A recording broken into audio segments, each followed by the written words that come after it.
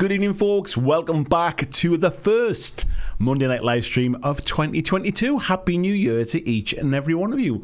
I hope you've all had a very nice Christmas break. Happy holidays, season's greetings, Happy New Year, all of those kind of things. And it's nice to be back for I don't know why the start of a year always feels like a bit of a fresh start. I don't know whether it's a psychological thing that it's almost kind of 1st of January, I can draw a line in sort of what happened last year and we start again afresh and we kind of roll on from there. I don't know why that's the case. Like, why can't we just say, right, from tomorrow we're going to start a fresh kind of thing? But I think we all do it. So it's nice to kind of freshen things up a little bit and kind of focus on the future. And so here we are, full of optimism for 2022 and ready for some amazing live streams this year. So welcome to each and every one of you. I hope you're all doing very well. Let's have a little look in the chat, see which fine folks we've got with us this evening. We have Lord Maiden. Hello, Ian. How are you doing? Hope everybody is very well. I'm just kind of checking all my buttons, make sure everything's working here. Mark writes, he says, evening everyone, Happy New Year. I think it's also happy birthday to you as well, mate, isn't it? So nice to see you in, Mark. Ortega, hello buddy, hello in the rerun there. I hope you're well. Happy New Year to you as well. Who else we got here? Peter Kuhn, good evening to you, mate. He said he received all his presents to himself today. The Ghosts of Saltmarsh expansion for D&D Adventure System. And he also scored some cash from relatives and ordered a 1,000-point bolt action Soviet army, a Panzer I, a half-track and two trucks. Get my words out there, just put my teeth back in. Sounds like you've got your hands full this year, buddy, but nice to see you in. Blizzards, hello to you. Jeff Hickton, how are you doing? Jill, nice to see you as always as well. Good evening. Ed's in as well there. Major Tom, good evening to you, matey. Lazy Pirate Peyton, long time no see, buddy. Hope you're doing well. Jill's in there. First hobby pledge of the year is finished.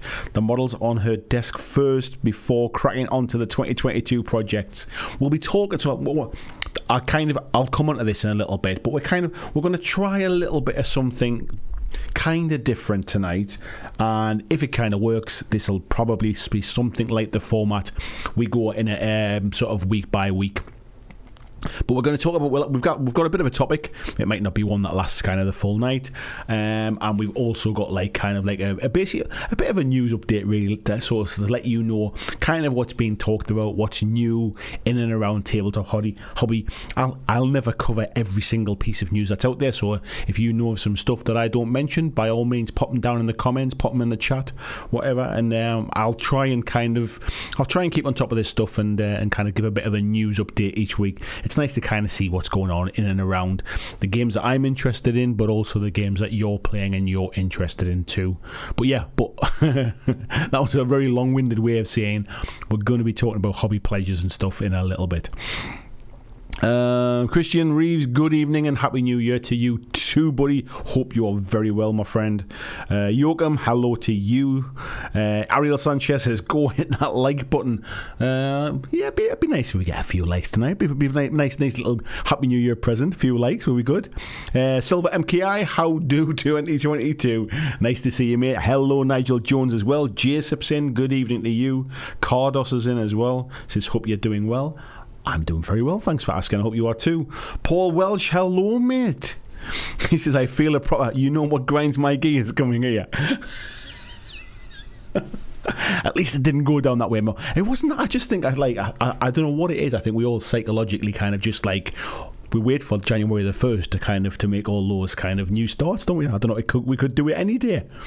Scott Longworth, hello to you, mate. Kenneth Paulson, good evening as well, buddy. Marcus, the Super Pumpkin Man, good evening. Messing Up Rules, what a cool name. Hello, mate. Happy New Year. Dirk is in as well. Hello, Dirk. Joseph says, he would have said if it didn't go screaming up my screen there. Where was it? My interest has been piqued by Firefight 2nd edition. We'll come on to that, mate, later on. Wayne Hayward, good evening to you as well. She's glad to be catching you live again. Thank you very much, mate. I appreciate you coming in. Mountain Gremlin Games, good evening. Coxie, how are you doing, mate? I hope you're doing all right. Happy New Year to you. He says, I hope everyone had a peaceful and relaxing holiday. I purposefully kind of took a bit of time off this year. I normally kind of just try and plow through, but other than the two kind of like live streams, my wife's had like sort of time off work. My little boy's been off nursery, off school I should say, and we've just had some time together, and we've kind of had days in the house where we've sat and watched films together, and we've had little gone for walks along the seafront, and he got a bike for Christmas, so we've been going out on the bike, and all that kind of like family stuff, and like we've obviously seen some family and friends and stuff, but it's just been quite nice to actually have a little bit of a break. So I'm raring to go now, full of energy, loads of ideas. I've got my notebook here where I've been writing in all my 2022 ideas. So yes, I'm ready. I'm raring to go. I'm ready to go. Peter Stockdale, good evening to you. Colin Wakeland, good evening as well. Tony Booth Leiden, good evening, buddy. He said he's going to try a little painting on some Moonstone minis tonight. See if my hands work. DJ Todd Harris, hello to you. Says Happy New Year from across the pond. Ariel Sanchez, Happy New Year from sunny Florida. Sun is something I would very much appreciate right now, mate. It's absolutely lashed it down here today. Luke Pryor, good evening to you, matey. VJ, good morning, sir, and Happy New Year. Andrew's in as well. Says Happy New Year all from a snowy Washington. I did see something about Washington being particularly snowy at the moment. Actually, what was it? It might have. I'll tell you what it was. I was watching the NFL. Was it last week? And it might have been the Washington game against the Bears potentially, and it was kind of like just completely like snow covered. Tolmod, good evening to you. Dan Kennedy, hello to you as well, matey. Paul says, hobby pledges, my New Year's resolution is not to lie to myself. That is the best resolution, mate. Tabletop Hub, hello, mate. How are you doing? He said he's gutted to hear about the Walking Dead news, which we'll obviously come to. And he may have scrambled to gather up any missing bits in the collection. I hope you all had a great New Year. Dirk says, your first bad deed of the year was to just make me spend 90 quid on the Walking Dead. I didn't make you spend 90 quid, mate. Battle Knights, hello to you, mate. I hope you're doing well as well. Ed saying he's teaching his daughter to ride a bike is one of the best memories. Yeah, my little boy got like a kind of like he had a bike for a while. He had a bike like sort of for a few years, a little like a smaller one, and he just never really seemed to kind of take to it. He much more preferred his scooter flying about on that. So he decided to get him a bigger bike. He'd outgrown that one. Get him a bigger bike, and so it's a bit more grown up now. He's got a Batman bike, so hopefully he's kind of getting the hang of that now. Now, Paul says I was meant to be painting his Kings of War army over Christmas, but I just ended up having pajamas, movies, and Lego days. Do you know what, mate? I kind of just did that as well. I didn't really do a lot of hobby. I built a lot of miniatures because I got some miniatures for Christmas, so I wanted them all built and stuff and prepped and ready to go. So I built all the miniatures that I've got. I got some Lego for Christmas, so I sat and built that, and kind of we've had some family days, and we've had like kind of sort of New Year's Eve. We had family over for the evening and stuff like that. So I've just kind of just chilled. I've not really played any games, like any board games or anything like that. I've just had some nice little family time. My little boy's got right into kind of playing video games at the moment, so me and him kind of went through and played Luigi's Mansion together, and we completed that in a few days, and we've had that kind of a nice little break of holiday, really. Must Contain Minis, hello, buddy. He says, so happy to finally catch one of these lives. There you are. Nice to see you. I hope you're well. Sunday Sykes says, how we all doing? First day back at work today. Nice start with your live stream. Technically, it's still a bank holiday here in the UK, so because New Year's Day was on Saturday, everyone gets the Monday back as a bank holiday generally. So some people are obviously some people are still off work. Obviously, some people still work bank holidays. But yeah, my wife's back to work tomorrow. My little boy's back on Wednesday, so it's kind of getting back into it now. Where were you there? Lord May and Ian said, I sprayed a lot of miniatures today. I have to say the Colourforge matte black spray is decent. It is awesome. I will definitely kind of sing its praises. Paul saying, the fact anyone's been able to find Walking Dead stock is shocking. I've been scouring eBay and such trying to find those final boosters, but no luck. I must admit, it's been quite a while since I've bought any bits and pieces for Walking Dead. I kind of have so much stuff that I play very casually, really, that kind of I didn't really need the extra bits and pieces. But we'll come on to Walking Dead, as you'll have all seen from the thumbnail for today's stream. The Walking Died was my little kind of pun on that, and I'll be talking about that kind of when we hit the news section in a little bit. Silver MKX and his wife and I enjoy playing Luigi's Mansion together. Fun game. My little boy just really seems to have, like, out of nowhere, just really got the hang of the controllers, and he is loving playing video games now. Jill says Scottish people get the first and the second. I forget about that. Yeah, when I say UK, I mean England, really, don't I? But yeah, I forgot Scotland gets the second off as well. Jill says really like the TT Combat Black Primer when I used it recently. I've never tried that one, Jill. What was that? Andrew, thank you very much, mate. That was very, very kind of you for the donation there. Thank you, buddy. Sorry, yeah, Jill, I've never tried the TT Combat Primer, but I have bought multiple cans of the Colour Forge one, and it goes on really, really nice. It is so matte. It's really good. Where are you up to here? Camo, good morning to you, buddy. Yes, so I think that's what we'll kick off with, and really we'll start about the topic today. And I started with the idea of what are your hobby pledges, what's your hobby goals for 2022. But as I was kind of writing my notes today, I kind of thought about it slightly differently, as in, should we even have hobby goals? Should we even have hobby pledges? I've never ever had a hobby pledge in all the time I've kind of done it. I don't really have I'm not a big believer in New Year's resolutions. I don't really kind of like sort of set hobby goals. I tend to see it's meant to be enjoyable. It's meant to be fun. It's meant to be just kind of, if you get bored of doing something, move on to something else. If you're loving something, carry on with that and don't worry about other stuff. It's meant to be fun and it's meant to be enjoyable. So I tend not to set kind of hobby goals or set sort of hobby pledges, but I know a lot of people do, so I thought we'd talk about it tonight. So let me know in the chat what's your hobby pledges, what's the kind of things that you're setting, and do you think we should have hobby goals? Do you think we should set hobby pledges? I will be telling you kind of a few little kind of tips if you do like to set goals and stuff like that, because I know there's things like I've said before about, if you want to motivate yourself to get things done, sometimes setting goals and setting targets can be a way to do that. But I think we can also end up sort of not kill the fun so much, but we can take the enjoyment edge off our hobby by kind of almost making it feel like a production line and making it feel like a job, as in, my goal this year is to paint 1,000 models, let's say. Now that feels pretty daunting, saying I'm going to paint 1,000 models this year, and some people do. I mean, I know that's quite excessive, but some people do. And I think that sometimes if you see that kind of hanging over your head, like you maybe get like 2 or 3 months into the year and you think, God, I've only painted about 5 or 6 now.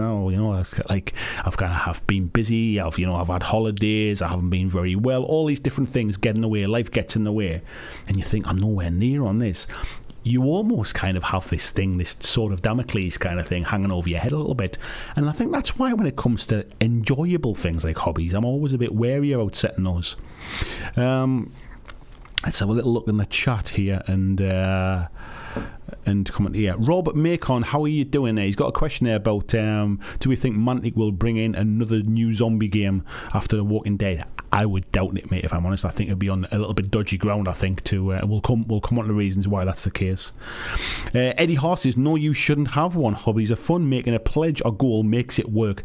That's always been my kind of thing. I mean, when it comes to certain projects I'm working on, like it might be like this year, for example, I've got my halflings for Kings of War that I bought last year, and I must admit I've kind of half built them and I've not really kind of spent any time on them, so I'm going to set myself a little kind of pledge, a little goal to get those built up and take them to an event this year. Now that is like a hobby pledge really, but it's more just like something for me to focus on. I'm not saying I'm going to paint 5 armies. I'm not saying I'm going to have them all done by the end of the month. I'm not setting myself kind of unachievable sort of tasks, if you like, or pledges. But it's nice to have like a little kind of goal, if you like. So I think there's a balance to it, I think, really. Marcus is saying he's back home with stuff for the upcoming challenge. We'll talk about challenges and stuff soon as well. Vijay says his hobby pledge is to actually get back into his hobby. He's been so busy with work for the last 6 or 8 weeks, he's barely had any time to touch it, which is very frustrating. I think we all kind of go through stuff. That the line of work that you're in, mate, I guess that time of year is kind of is pretty critical as well, and off the back of not really being able to do it because of restrictions and stuff. So I can completely understand why you've been snowed under, but I think it's time to kick back a little bit now, to get a little bit of free time back for yourself. Where are we up to here? Must contain minis. He says, I did the hobby goals, but it is general. I prefer building minis over painting. This year I want to get more minis painted. I don't enjoy building minis, if I'm honest. That's the reason I kind of had a little bit of, while I wasn't kind of doing anything else, I kind of sat and I've been watching a lot of kind of stuff on like Netflix and stuff. What have I been watching? I've been watching a bit of Daredevil. I've been binge watching a bit of a few like bits of documentaries and things like that, just on in the background while I've just been sort of mentally switching off and just building models. So yeah, building's not the bit I enjoy the most. Eddie says, unless you have a pledge or a goal unless having a pledge or a goal is fun to you, then have it. Yeah, exactly, mate. I think some people really thrive of kind of setting themselves a goal and setting themselves targets. I used to hate doing target setting when I had a real job.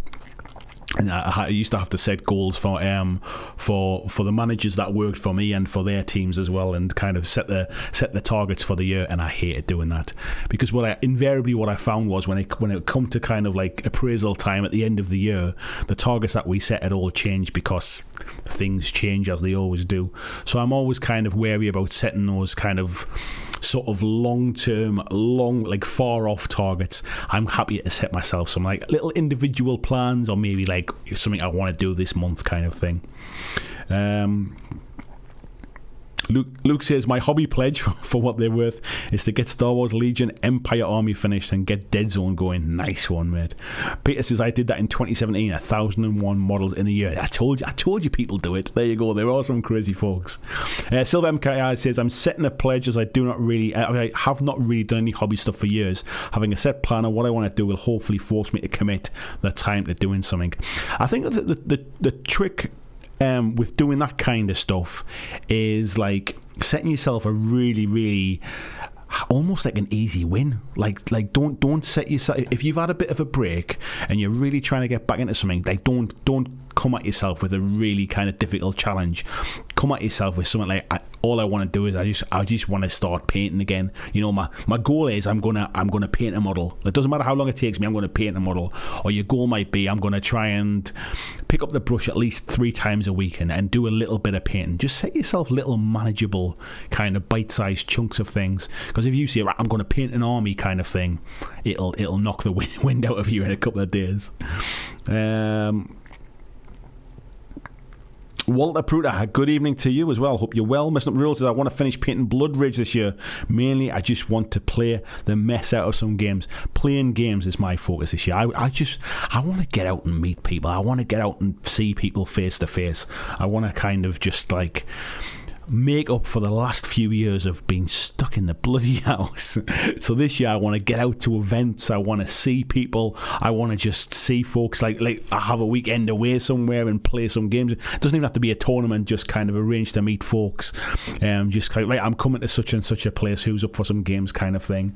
Well, one thing I am setting a target for this year is we are going to have the BlackJack Legacy I haven't focused on a name on it yet, but it'll either be BlackJack Legacy Con or it'll be the BlackJack Legacy Weekend. I haven't decided yet, but we are going to have that this year, and the kind of that's already in the works in the background. Ian says it helps me.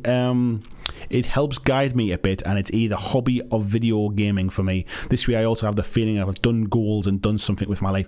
I never ever set myself goals when it comes to playing video games. Video games are kind of like a pick up and put down thing for me. I like to be able to just kind of switch off for like half an hour or something when it comes to video games. I never really set out with an idea of achieving anything really. Just I kind of do it for fun. But with painting and kind of like, I tend to paint to play. I think that's probably fair to say. I do enjoy painting, but I tend to paint like something that I'm going to play with. I very rarely paint something I've got no intention of playing a game with. So for me, that there tends to be a reason why I paint stuff. So I tend to set myself, even indirectly set myself a goal, I suppose. But not when it comes to video games, yeah, never. Scott says, I just want to get my MCP painted and get a few armies painted for World War III Team Yankee and Oil Wars. My Marvel Crisis Protocol pile is building up quite quickly now. But I've got quite a nice little chunk painted. I've got them all behind me actually, but this is my painted pile's looking a bit healthier now. I'll show you that. I'm not showing you my unpainted pile, but I moved these out of my hobby room the other day, so let me just pop them down here. So this is my pile of painted. My painted pile is looking, if I can tilt them without dropping them all off. That's starting to mount up a little bit now. That's looking a bit healthier. But yeah, the unpainted pile is a lot bigger, shall we say. But yeah, I'm looking forward to getting them painted. Where are we up to here? Let's say skipping ahead quite fast there while I'm chatting away in the background. There we go. Walter says he's pledged to paint all of his weird stuff. I've got loads of Malifaux stuff to paint as well at some point. Muscontier Mini says targeting events to get minis done is a great way to set goals. I used to do that for conventions and tournaments. Yeah, I've done exactly the same thing as well, mate. I think I know loads of us kind of go to events and things, and you end up sitting up Friday night before a Saturday event painting the last few bits and pieces and stuff, just to get them finished. But that in itself kind of is a bit of a motivator. But it's one of the reasons I do these kind of like monthly challenges, or I have done them in the past, is it's just about motivating people, really. It's about giving somebody a bit of a nudge, a little bit of a shove, just to kind of give them a reason to paint something. And I'll be telling you what January's painting challenge is going to be tonight, because what I'm going to do this year is there's going to be a new painting challenge every month. I've already got kind of like about 8 or 9 of them set out for the first 8 or 9 months this year. I might move some around as kind of new ideas come up, but basically there's going to be a painting challenge every month. And it's going to be open to everybody. It's going to be less game specific as they have been in the past, and much more open and kind of creative, shall we say. So yeah, we'll come on to that one in a bit. Phil says, he's Phil chatting to Jill. Anna Robinson, good evening, Anna, how you doing? Sunday says if I have any hobby pledge, it's not to spend a heap of cash on purchases based on fear of missing out and then realising I won't have time to play it. There's an element of that, mate. I mean, if you're buying stuff just because you want to buy it, by all means go ahead and do it. But I think buying because of the kind of fear of missing out, how much do you really want it? That kind of stuff. There's all those things come into play, don't there? Christian sharing the link there for the Patreon. Thank you very much, mate. For those that are new tonight or haven't tuned in for a while, I do have a Patreon. This is what I do. This is my full-time job. I'm going into my 3rd year this year of doing this full-time, and it's thanks to people who support me on Patreon and donations like the one I had earlier on there as well from Andrew, plus all the other bits of income, selling t-shirts and selling hoodies and that kind of stuff. All those things go to kind of keeping the lights on here, keeping me independent. I don't do any sponsored videos, all that kind of stuff. So yeah, if you do want to support that and you like what I do, please do check out the Patreon. Ed says I have goals because I'm a goal orientated person. I enjoy working towards them. It makes doing stuff I have to do before I can do the stuff I enjoy more fun for me. I think people are kind of one or two ways. They are either goal orientated and they like to have things to work towards. I'm a bit more free flow. I kind of like I have plans and stuff, obviously, because you can't go through life without plans, really. But I do like to kind of just wing stuff. I do like to kind of I leave things to the last minute. I work better under pressure when I'm on a short deadline. That kind of stuff. I just like to kind of go where my heart takes me a little bit more, I think. Jill says, I don't think anyone gets to say how you enjoy your hobby. If goals help you, do them. If you don't, move on. Yeah, exactly. And that's kind of what I was getting at, really. I know some people like to have kind of what is that on my screen there? Paul Welch, you legend. Thank you very much, buddy. Very, very kind of you. Yeah, so some people like to do it a certain way. Some people don't. And I'm certainly kind of, that's what I'm saying tonight. I don't set myself goals. I never have in the past, and that's why I'm kind of questioning, really, do we even need them? Some people do because they enjoy doing them. Some people don't. Todd says no more Kickstarter pledges. Did I kickstart anything at all in 2021? I don't think I did. I don't think I had any Kickstarter at all in 2021. So yeah, I've kind of been off that. However, I must admit I am kind of secretly on the side eyeing up the Marvel Zombies game from Simon, so we'll see how much that one costs when it comes in. Glenn saying, good evening, hello to you. He says, gutted Walking Dead's been discontinued. I do believe the game will take on a life of its own with the community. I'll be honest, mate, I'll talk about that when I come to the news, but there's a few things surprised me about the game today. Wayne Hayward, hello buddy. He's saying his pledge or his resolution is to paint and game more. That can't be a bad thing, mate, can it really? Kat says, hi all from the Smith family. Good evening, Smiths. How's everybody doing there? Jill says, monthly goals or 6 months or a year's worth, it's all the same. I don't think it is the same, actually, Jill. I think sometimes if you set yourself a year's goal, I think that actually it can be kind of, it's sometimes so far away you become distracted. Because it's like it's a far away thing. You're far better off kind of breaking things down into smaller chunks. Like I was a project manager. Like let's be honest. I'm saying I'm not really very goal orientated. It doesn't mean I couldn't do it. That was my job basically. But you know, like when we were doing like massive projects worth millions of pounds, and we're talking like over multiple years, not just kind of coming out quick. The whole point is you break it down into manageable bits. You break it down into smaller chunks, and you have kind of sort of timelines, and you have sort of milestones and goalposts that you go through. And it might be that you've got this big overarching thing, but really what you're doing is you're completing lots and lots of smaller goals to get to that bit. So I think that's kind of what I mean about like it kind of does matter. I think even if you've got a really big goal, you need to break it down into manageable kind of chunks, because not only does that make it more kind of manageable, it also gives you a bit of a sense of achievement when you're ticking things off. If you just say, I'm going to paint, let's say I'm going to paint a mini every day, so I'm going to paint 365 minis this year. You don't know whether you've achieved that until you get to the end of the year. That's quite a long way off, and that can be a bit demotivating. But if you say, I'm going to paint a mini every day this month, and then tick it off, and then I'm going to paint a mini every day next month and tick it off, it almost feels like you're kind of achieving things. And if you miss it 1 month, it doesn't feel like you've kind of like sort of fallen down. If you like, you say, oh, well, I can catch up next month. So I think there's kind of pros and cons to it a little bit. Paul says, only goal for the year is his Kings of War army. I was hoping to be done for March and April, planning to do the American event, but I think I'm being optimistic now. So which event would you go to, mate, in America? And also, what army are you planning on doing? Because I know your Varangur stuff was absolutely amazing, but I don't know what your new plans are now. Henrik, hello to you, buddy. I'm not even going to try and pronounce that, mate, but thank you very much. I'm assuming that means New Year, the second bit. Happy New Year.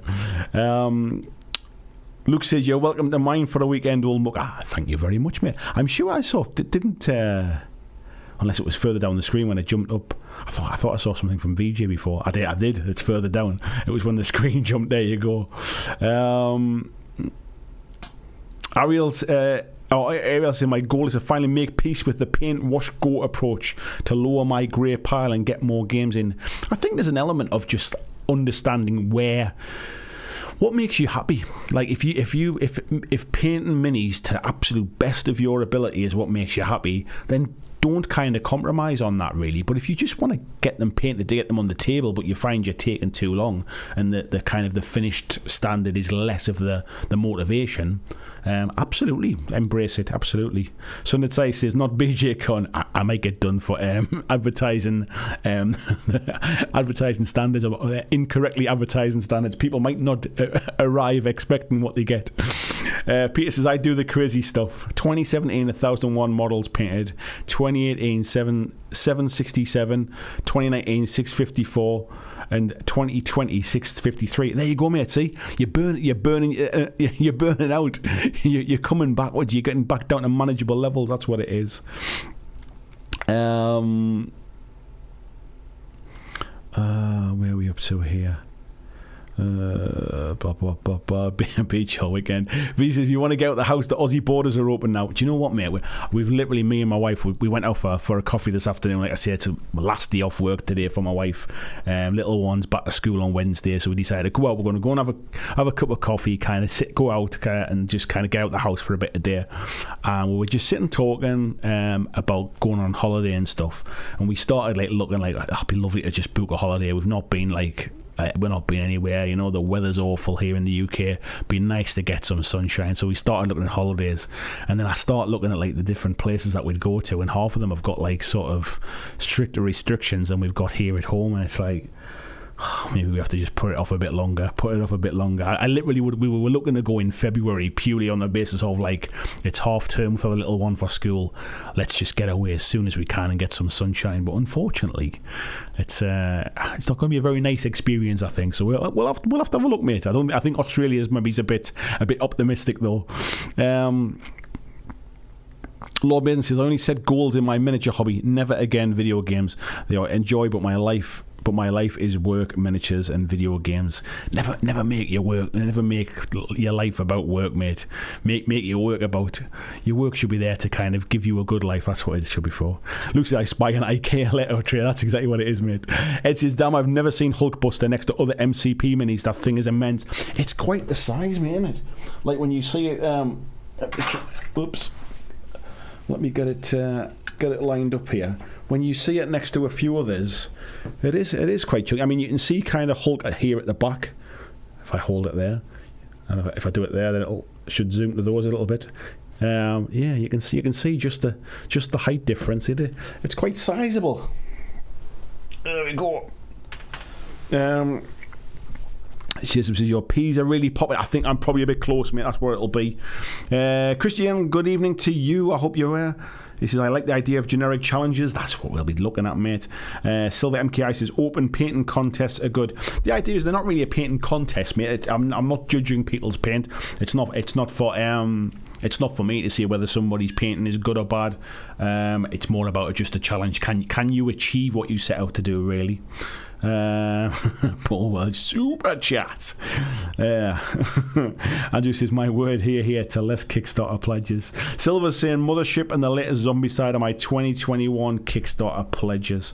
And Vijay says he saved up his Kickstarter powder and barely backed anything in 21, only to go nuts on the Monpox stuff. I think that's what happens. Is sometimes I've kind of kept off the kind of the Kickstarter bandwagon and stuff, and then what will happen is there'll be something that comes along and kind of takes your interest, I think. So yeah, it's cool. If there's something that you're interested in, by all means, mate. Dirk saying, other than hassle-free Kickstarters, he's not planning on taking part in those. David Warren, good evening to you. He said, goals for this year is to keep going with Star Wars Legion and start up Infinity with Code 1 and probably Dead Zone as well. A nice one. Andrew saying, Happy New Year there. Taking this first week to set goals for the whole year because I know I'm going to break whatever I initially come up with. I think that's the other side of it as well. One thing is by all means set goals if that's the kind of thing that you that kind of motivates you and stuff.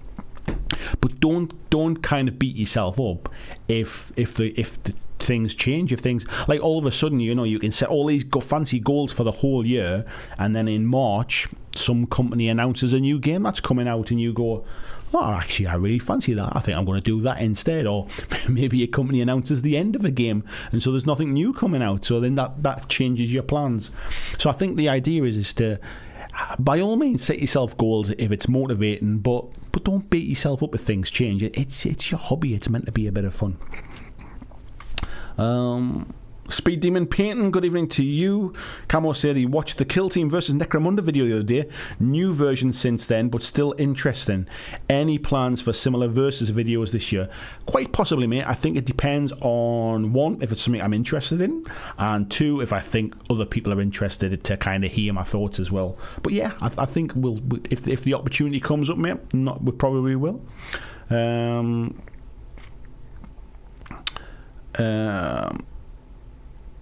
Oh, Jill says, I think you misunderstand me. My point was the length of time doesn't matter. All goals get broken. Sorry. I thought you were saying kind of they're all the same. As in like kind of setting a goal for a month is the same as setting a goal for kind of a year. I think that was kind of my point, yeah. Todd saying I don't set hobby goals because I have a modelling ADHD, can't stay focused on one project at a time. I don't stay focused on one project at a time, but it doesn't mean I can't kind of set myself targets for little bits and pieces. Sometimes if you do get distracted like that, it's nice to have kind of a little target just to kind of focus yourself. Like I say, maybe you want to, like, I've got friends coming over next month and we're going to play a game of XYZ, and I want to have all of these models that I've got here for this little kind of army. I want them all painted for when my friend comes over. That kind of thing can just help focus you a little bit. Last Star Strider, he says, I'm late, but hello. Don't worry about being late, mate. Hello.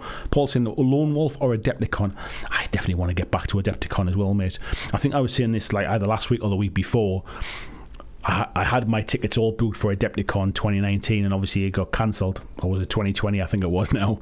I can't remember now. 2020 it might have been, and it all got cancelled. And when the hotels went up for sale for Adepticon for this year, we still weren't allowed to travel to the US, I think, at the time, and I was a bit like, I don't really want to take any chances on it at this point. So unfortunately, I think for me it's going to be another year, but I definitely will get there, mate. Last Star Strider says, mine's to finish before I buy more. It's more of a commitment and healthy habit rather than a goal. Yeah, and I think if you can kind of hold yourself to that, then that's it is a good kind of healthy way to be. Speed Demon paints a big pledge, fix up the wargaming table. All the more reason then you can play more games, mate. That's not a bad one to do. Peter says, I'm not burning out. I was being sarcastic, mate. I apologise. So I adjust my painting volume each year to the amount of models I still have left. So you're running out. Christian, you can get your OG BlackJack Legacy t-shirts and hoodies. Thank you very much for sharing the link there, mate. Paul Welch says, I'm doing Night Stalker. Has got a lot planned and a bit of a project plan that's falling behind now. There's actually some pictures of my test models in the Discord channel. I'm not in the Discord channel, mate. That'll be why I've not seen them. I'll have to get a sneaky look in there at some point. Kenneth is saying his main goal is to play more, and first up is getting the table ready for Forbidden Psalm, a dead festival. I've never heard of that, mate. Sounds good. Last Star Strider says real hobby goals, kit bash or green stuff kill teams of each faction, and publish his first comic and skirmish tabletop. A nice one. Lord Main says, that's all I have and that's all I do. You need to get stuff in your life, mate, outside of work, that's for sure. If work's the only thing you've got going on, mate, it will drive you insane. I've been there. Sunday Sykes says, if you do decide to come to Australia between VG and I, you'll have at least one catch up either side of the country. That could be a lot of miles to catch up on that one, mate. Extra goal, getting other tabletop games. Last Star Strider says, Peter says, I did like that to work away my unpainted pile over the years. Yes. Kaylee says, the model is actually taller than Dormammu. I think, actually, Kaylee, good evening, by the way, I think they're kind of similar. I've got them both here, actually, so I think we'll have a height off. It's kind of, I think if you take into account the height of his fist, I think they're roughly the same. So, and like obviously he's kind of crouched a bit as well, so they are kind of similar in height. I think if I put them in front of my face here, you can kind of see. So yeah, they're a similar height. But yeah, they're big. They're big all the same. I still need to paint the kind of like the smoke on his blasters, but everything else is done. Catching up now as well. Catching up on the chat. Marcus saying, don't forget to drop a like. 95 people, 42 likes. That can't be right. Last Star Strider in there. All I did is I get a book and mark them for later in a photo album band list. I also put everything in the project away. Lee Ratto, good evening, mate. He said, did you watch Happy New Year, buddy, by the way. Did you watch Book of Boba Fett? I did, mate, yes. And started building my 12mm World War II German army. Yeah, I enjoyed it. I would have liked to have seen 2 episodes, I think, just purely for the fact is like there was a lot of kind of scene setting, if you like, for the series. And I don't want to spoil stuff for folks. Not so. There was a lot of sitting about tied up, not a lot of conversation. I would have liked to have seen 2 episodes, I think. Silver MK says, who needs sunshine and fun food anyway? I do, mate, I do. Paul says, I mean the BlackJack Legacy Kings of War channel. You are in it? Oh yeah, I'm in mine, mate. I mustn't have had a look in there, mate. I need to check it out. James, good evening. He says, just tuned in. My goal is to finish painting Zombicide, which was his failed goal for last year, and then I have the Western Zombicide Kickstarter coming. Yeah, I almost bought in for that one, to be fair. Tiberius, how you doing, mate? He says, my pledge is not to buy into new games. I'm only allowed to buy more for what I already have. I saw you put that in the Discord group, mate, and I don't know how to feel about that. I assume the games you already have, you really, really want to play. Otherwise, you're kind of sort of hog-tying yourself a little bit into stuff that you're not interested in. Ian H. Hello, Ian. How you doing? Since Boba Fett episode should have been titled Retcon. Yeah, I would have liked to have seen kind of like, sometimes when they have a new series and they have the first 2 episodes go live together, or they have an extra long first episode, I would have liked to have seen that, I think. But a couple of days' time, we'll find out a bit more. Ed says, I like the slow start. Plenty to speculate on.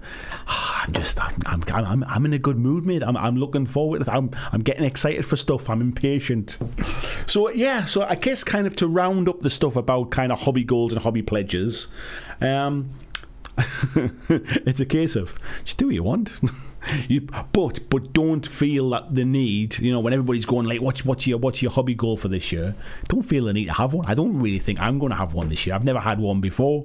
I think I'm just going to kind of wing it and see how it goes. And just, as I think I said in the Facebook group, my goal is to just keep having fun and keep enjoying what I do. And as long as that's happening, then it doesn't really matter what I'm working on. Keely said, I painted the Middle-earth Army of the Dead last week, and Aragorn, Legolas, Gimli last few days, and many a day so far. I've not painted anything this year. I've not picked up a model or a paintbrush this year, but it is only the 3rd, and I've kind of been having some time off. Starting tomorrow, I'll be kind of back on it again. Although I do have to start with tidying the studio because it become a bit of a storage room over Christmas. So there's a lot of tidying that's going to go on. Lord Maiden says, will you be getting involved with your own challenges? Absolutely, I will be, mate. Absolutely. I think that's probably as good a time as any to talk about the challenge. So, the challenge for January this year, and I'll show you what I'm going to paint.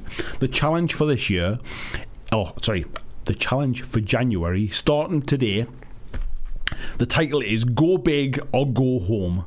And the idea is I want you to challenge yourself to paint a mini in January. I'll tell you up until what date. That's kind of, and I'm given the rough idea of a 50mm base or bigger. So I want you to paint kind of one of your bigger models. If you're into 40k or AOS and we're on one of the monsters or something like that, one of the big centerpiece type stuff. If you're into Kings of War, by all means kind of paint one of the centerpiece models for that, or even a bigger unit or something like that. If you're into Marvel, get yourself, there's stuff that's on 50mm bases and bigger, get yourself painting something like that. Even Hulk, I think, is Hulk on a 60mm base or something. I forget the sizes now. But yeah, paint yourself something that is on a 50mm base or larger.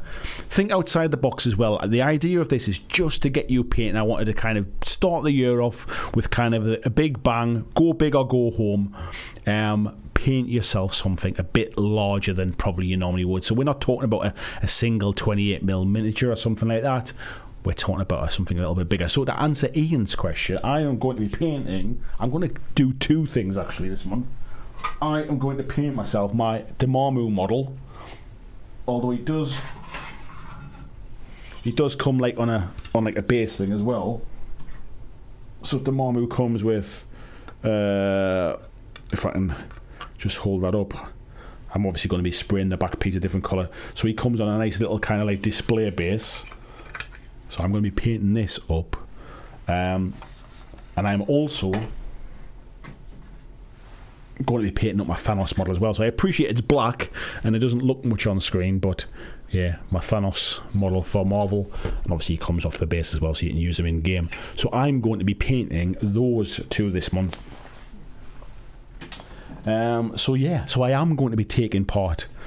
But yeah, I mean, a few people got a few questions there. Let me just pop this down.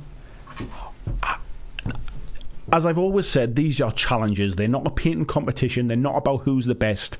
So just kind of like, really think outside the box. Somebody was saying, does a kill team board count as a base? A kill team board counts as something bigger than a 50mm base, mate. Let's have a little look here. Luke saying, well, that's the 2 ATSTs getting the painting table. There you go, mate. Perfect. Luke Roberts, good evening to you, mate. He says, just started the perfect model for this challenge. How do I enter? You enter, mate, by just starting and just painting. So what we're going to do is I'll kind of answer any questions if anybody has them while we're on the stream tonight, but I will post something into the Facebook group tonight. So if you're not a member of the BlackJack Legacy community Facebook group, please do join. That's where kind of like sort of people will be, feel free to share what you're up to, any work in progress, any of that kind of stuff. It's not a competition, so it's not a case of like, oh, I don't want to show anything off because somebody might be better than me or they might copy what I'm doing. The idea is just to motivate you to finish it. You have until Sunday the 6th of February at midnight UK time, and how I want you to basically to complete this is to send me an email to blackjacklegacy@gmail.com in time for the end of the month. Send me an email with the photographs of your stuff. I've tried doing it lots of other ways, people tagging me and all that kind of stuff. It becomes a nightmare. It's much easier for me just to have them all emailed to me, and then what I'll do on the following Monday, I'll show off everybody's work. So everybody that completes the challenge, the January challenge, I'll be showing off all of their work on a live stream on Monday the 7th of February, and we'll obviously that Monday I'll then announce what February's challenge is, and we'll keep doing it like that every single month. So it's not about having a winner, it's not about prizes, it's about just challenging you to kind of paint something a bit different. So February's challenge will be something completely different from that. But yeah, January, something a bit bigger than a 50mm base, really. So yeah, if people are wanting to paint bits of terrain, if you're wanting to paint kind of a bit of terrain for your board, that absolutely works. If you're wanting to paint a board, if you're making a board for your kind of for gaming on, that absolutely works. Somebody was asking about a Gundam model, that works as well. It's absolutely fine. If you're painting a tank for a World War II game, it doesn't have to be on a base. The idea is just painting something a bit bigger than like a 28mm model. Marcus is saying, I'm already home, so time to go big. Absolutely, mate. Peter saying, yeah, tanks, trucks or dragons. Then Last Star Strider says, painting large models was the most fun I had last year. Christian says 40mm base. No, 50mm base, mate. 50, go big or go home. Last Star Strider, they're asking, does a Gundam model count? Absolutely. Tony Howell, good evening, buddy. How you doing? Sunday Sykes saying, done, son. I got an ice giant for D&D. I've been meaning to get ready for a session. That bad boy is 100mm base. There you go. Absolutely perfect, mate. Lord Maiden's going to paint a giant Sigmar with torches, 2 ships and a troll if there's time. Nice one. Silver saying all about the base. We had a basing challenge, I think, last year, didn't we, where I said all about the base. Mark said, I got my dragon from Dungeon Saga that requires painting. It is time, mate. Never mind, maybe. Christian said he's got a couple of nice dragons that need painting. Marcus says, he already posted a Blue Destiny in the Discord. A Blue Destiny? I don't know what that is. Tony said he already knew what he'd be painting for this. VG says it gives him a chance to smash out of his Monpox stuff. Nice one. Paul says, sorry, no monsters in the project plan, though technically multi-base Kings of War units are larger than 50mm. They are, mate. Absolutely. That absolutely fits as well. Like, if anybody wants to make a diorama, if they're making like kind of Kings of War type armies and something's on like kind of like a movement tray, they're bigger than 50mm. That counts as well. I just want to kind of just get people painting, really. It's January, it's the start of the year. Let's all kind of start with a bit of a bang and kind of do something. Kenneth is saying dragon it is then. Nice one. Lots of dragons getting done, that sounds like. Christian says going home. Tiberius says all your base belong to us. Mark saying also the deadline is his birthday, so easy to remember. That you should not forget then, mate.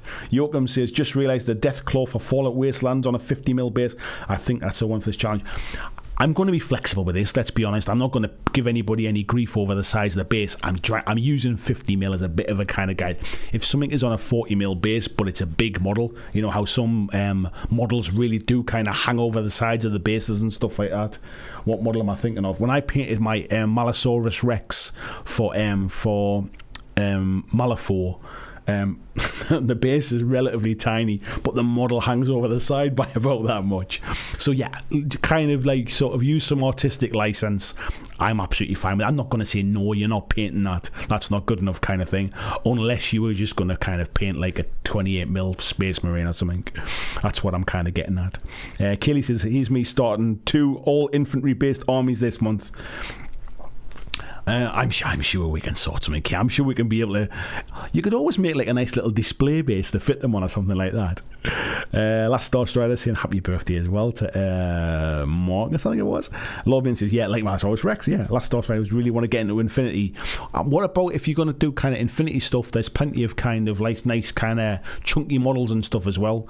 But you know what? If you want to paint Infinity models, just paint them. Like, don't worry about the challenge. I just want to get people motivated. Some people like to have something to focus on, and that's all it's for, really. It's just to kind of give folks something to do. But don't like sort of think, oh, well, I can't paint what I want to paint. That's the complete opposite of what I want to do. David Warren says, well, I did just get a dewback rider. I think that's big enough. That's perfect, mate, as well, absolutely. And Silver's saying there, yeah, Infinity's got amazing models. Yeah, the tags, David Warren saying, yeah, the tags were I was trying to think of there. I love the Lore minis and art. Very similar stuff I've drawn. Awesome, mate. Yeah, get yourself one of the tags, mate. They're awesome models. So yeah, so that's the plan for January. If you aren't in the Facebook group, I think Christian should kindly post a link to the Facebook group. If not, there should be a link in the description of the video. Please just come and join the Facebook group and feel free to kind of ask any questions, to post any work in progress stuff. Talk about it, share it, tell people you're doing it, post them on Twitter, post them on Instagram. I want people to talk about it because I want folks to kind of just to get a sort of a bit of a nudge and a bit of excitement about painting again this year. Thank you very much, Christian. Perfect timing, mate. I will have to accept people into the group, but there's only me kind of there does the kind of the admin stuff for that. So if it takes a little while, I apologise, but I will get round to it. Where else are we on? I've got my notes here of stuff I want to talk about. We've talked about that. We talked about the new challenge. Yep, all the entries will get emailed to me. The Facebook group will have all of the details on it and stuff like that. If you're not on Facebook, let me know and I'll try and find a way to link you the details anyway. I think how we're doing for time, perfect. Now's a perfect time. We'll start to talk about the new stuff that I've got here. And we'll start with, here we go. And it works as well perfectly. We'll start with the Walking Dead miniatures game coming to an end in 2022. So Mantic have announced this last week on the 1st of January that essentially the Walking Dead miniatures game, which is a game I absolutely love. It was the first game that I ever did any kind of YouTube content for. It was the game that kind of got me into doing YouTube, and here I am doing this for my job now years later, so I've got a lot to owe to it. I've gone to some awesome events run by Paul, who's in the chat there tonight as well. I've gone to kind of like sort of events and tournament type stuff. I've met some really nice people because of this game. And it's a game I've always recommended as like kind of one of the best miniatures games for beginners. I still think it's one of the best miniatures games, never mind for beginners, but I think it's certainly a really great entry-level beginner miniatures game. However, it is now coming to an end. Now, all things come to an end. It's, sometimes that's not the end of the world kind of thing. Stuff will still be for sale and all that. Unfortunately, this is kind of out of Mantic's hands, and I won't go and read all of the text here, but it's on the Mantic blog if you want to check it out yourself. But essentially what has happened is Skybound, who are the company who own the rights to The Walking Dead, have decided that they don't want to do the miniatures game anymore, so they don't want to kind of have the license for the miniatures game available. And so what they've done is, it means it's coming to an end, but it also means that Mantic can't sell the miniatures anymore. So what they've done is they've come to an agreement. So you have until March the 31st, 2022 to buy any last bits and pieces for the Mantic's The Walking Dead game, should you want to kind of fill out your collection or anything like that. And they're also doing some discounts as well. They talk about discounts on here. I think there's a 50% off code if you're picking up any of the starter sets or anything like that. And there is another code. I'm sure there it is there. So if you want to pick up the core set or Here's Negan, there's a 50% off code, and you can also get 25% off the rest of the range as well. Now, Mantic, obviously, some of the stuff is in resin, the later releases. They're going to try and recast some of that prior to the 31st of March. Some stuff's in plastic. If it's out of stock, it's not going to get made again in time. So unfortunately, it's a bit of a sad day for The Walking Dead, really. Like I say, it's a game I absolutely love. But what I would say is there is a really lively community online that still kind of play. I've kind of been reading some of The Walking Dead fanatics posts in Facebook and stuff, and actually I think I was probably surprised just how kind of chatty people are about it. It's not necessarily a game that you'll see like sort of played at every gaming store or every game club or anything like that, but it's got a really kind of loyal fan base of people who kind of play it at home, play with friends, and again, there's still a lot of game there. So just because it's not going to be available to buy anymore, just because it's not going to be developed anymore by the company, doesn't mean it's not a good game to kind of play and it's not a lot of fun. I'm sure the community will kind of pick up the baton and make some fan-made stuff for this, as Paul, as an example, and others have done in the past, and make some fan-made stuff. But unfortunately, and not Mantic would love to continue with this, but unfortunately, Skybound have decided that this is the end of the road, and the end of the world is nigh. So yeah, there won't be any more Mantic's Walking Dead game, unfortunately. So let's have a little quick look in the chat, see what folks are saying about that before we move on to the next topic. Jill says, have you got a hashtag in mind for Twitter and Instagram? I've not really thought about it, to be honest. I think we used to use kind of hashtag BlackJack painting challenge. That's what we've used in the past, so we might just keep using that. But it's quite long, so we'll come up with something. Let's have a little look here. If I scroll down. Dirk says, now Andy finally starts, I'm off to bed. What do you mean finally starts? I've been talking for blooming since 9 o'clock.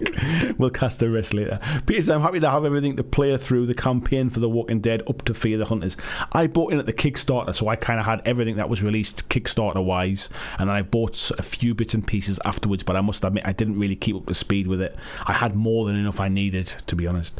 Paul says, a discount code is great if there was anything to actually purchase. I must admit, mate, I've not even looked to see what there is online. I assume they're just kind of clearing out the last few bits and pieces, but I think the fact that they don't have a lot of stock probably says more about where this game was going in the first place. So it might not be, like, for all Mantic might not have wanted to end the license so that they can't sell it anymore. I'm not sure that this was ever going to kind of be a sort of something that was going to get a lot of new stuff anyway. So much out of stock. How much is Duckworth? Is where's the code? The code is on the blog, buddy. So if you go to Mantic's blogs, the code is TWD for The Walking Dead 2022, and that'll be usable on anything that's actually in there, to be honest. Wayne saying, bought the Walking Dead core set and see me for Christmas. Another pledge is to get as much as possible by the end of March. Yeah, good luck, buddy. Fury and Rage, thank you for sharing the code there. Thank you. Christian saying, Walking Dead Kickstarter review was the video that got me subbed to this channel. That was my first ever video, mate, believe it or not. I wish I could have completed the collection, but I'll pick up what I can in the coming months. Andrew Fairbanks saying, didn't follow the Walking Dead. Did it end whole? I lamented the end of Guild Ball because there was 4 minor teams that never got launched. It didn't really end whole, mate, as in there was kind of what were they called again? I'm sure I've got it written down here. There was the Commonwealth that wasn't kind of finished, but yeah, unfortunately it's out of their hands, to be honest. Kaylee saying The Walking Dead as a franchise is dead. I can imagine Skybound don't want to pay the license fees anymore. I mean, the Skybound is owned by kind of like Robert Kirkman and his brother. So I'm not sure kind of how that works out and stuff like that. I'm assuming they want to kind of keep selling. They want to keep selling the license of something that's not kind of being produced anymore. Wouldn't make sense, but I don't know what the background is. I don't know if we'll ever kind of find out the details, but we do know it wasn't Mantic's choice, it was a Skybound choice. Scott says, might have to pick up the anthology. Yeah, might not be a bad one to get, mate. Silver MKI says, the folding Walking Dead board is still one of my favourite videos. I enjoy doing that, mate. I still use those boards. Andrew says, I ran 14 sold out sessions of Walking Dead Walker Challenge at the 2021 Gen Con. 84 gamers had one heck of a time. I think it's definitely something that board gamers are kind of appreciate. It's a good sort of move into miniature gaming if you're used to board gaming. Last Star Strider, hashtag BGL challenge. We'll come up with something that's nice and catchy, or nice and short, I should say. Tom Watson, I have the core set, Prelude to Woodbury and Days Gone By. Not sure what else there is to get. It's a fantastic game. There's quite a bit to get, to be fair, mate. Paul says, I'm planning another event later in the year. It'll have all the custom booklets and stuff I've done in the past. Might even go all out and commission some custom wink wink sculpts for it. Ooh. Speed Demon Peyton says, sad to see it go for those that played it. It's nice that they have give a proper heads up though. Yeah, I mean, to be fair to them, they've given a heads up like as much as they could. Obviously it would have been nice, as Paul said, it would have been nice if there was some stock in there for the people to actually buy, but I guess, you know, it is what it is. All good things come to an end. Rob Brown, good evening, mate. He says that good luck with that, Paul. Always good events. Fury and Rage says Whisperers is as far as he got in the game. Yeah. Christian says, side question: what model is on the box in your right? On the box. This, I'm assuming you're talking about. This is Thor, mate. This is a Thor model that I got as a Christmas gift a few years ago from my brother and sister-in-law. But yeah. I think it's it's the end game one, isn't it? So there we go. Let's have a little look here. Last Star Strider saying, yeah, the Infinity Tag avatar's amazing. Nice one, mate. Jill says, the blog post definitely makes it sound like it was more mutual. As a result, we in Skybound felt it was time to call it end the miniature game. I know if that's how the blog sounds, but I've heard and I've read from Mantic was that basically it wasn't their choice. It was Skybound wanted to end it. I think they've come to like a mutual agreement to try and extend it for 3 months to enable people to kind of buy bits and pieces. But I think it was Skybound's decision to end the license. It wasn't Mantic's. Kirill says there are a lot of Mars Attack stuff still on eBay, so I don't think it'll be a problem to get Walking Dead miniatures. I think the problem will be, mate, is that there isn't much kicking about. That's the problem. Mantic haven't kind of bought stock of it, really. I think the difference with the Mars Attack stuff is it didn't sell to the levels that Walking Dead did. Tabletop Hub says, I was thinking of asking Mantic if they'd consider making the rule set non-commercial Creative Commons so the community can keep working on it for factions that aren't made. I think at the end of the day, mate, I think once the game is no longer available, I think people will just continue to work on it anyway. I mean, think of things like Mordheim and Blood Bowl and all that kind of stuff. I think people just automatically almost kind of sort of take ownership of it themselves. So I think people will still continue to play it and will continue to work with it, really. I think, to be honest, Mantic from a licensing point of view and any hangovers with Skybound probably just want to kind of wash their hands of it at that point, I think. Scott says we should do a farewell Walking Dead challenge. No, I don't think we will. Rob said I'm 3 days safe from buying minis. Nice one, mate. Christian sharing the link there. If anybody is opting out of the not buying minis and shops at Goblin Gaming, there's a link there which helps out the channel. Thank you very much. Christian says, what will happen with the stuff they don't sell for that time? I think, to be honest, mate, it'll probably get destroyed. I don't think they're allowed to sell it. It's one of those things that happens in business. I've worked with businesses who have licensed products, and you have a period of time to get rid of stuff. Unfortunately, you'd be surprised the things have to get destroyed. Jill says, should have known better than to trust what Ronnie had written. I think Ronnie had wrote that, though. I'm sure I've seen something he's written on Facebook which kind of explained that, I think.